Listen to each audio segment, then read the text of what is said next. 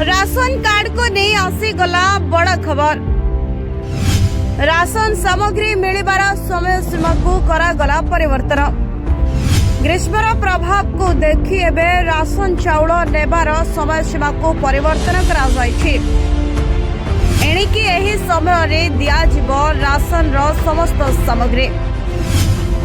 तेबे वर्तमान सबुठारु बड़ खबर रहुछि राशन कार्ड को नहीं आसी जायछि एभଳି किछि खबर। एणिकी निर्दिष्ट समय रे मिलिबो राशन सामग्री। ग्रीष्म प्रवाह को दृष्टि रखी सतर्कतामूलक पदक्षेप नहीं सरकार। राशन सामग्री बंटन पर विभाग पक्षर समय निर्धारण जारी होछि। सकाळ 7 ରୁ 10 घटिका पर्यंत राशन बंटन हेबा नै निष्पत्ति होइछि।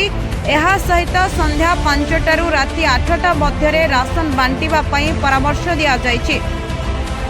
एने पदक्षेप नहीं खाद्य जोगाण एवं खाउटी कल्याण विभाग। एने आवश्यक पदक्षेप ग्रहण करने सबु जिलार जिलापाल को विभाग पक्षर अवगत करा जायछि। एही सहित खरा दाउलु रक्षा पाइबापी हिताधिकारी मानक सरकारी डीलर दुकान गुड़िकरे अस्थायी आश्रयस्थली पानीय जल ओआरएस एवं महजूद कर रखा लगी व्यापक आनुषंगिक व्यवस्था करने परामर्श दि जाउछि। Bureau report Odisha info.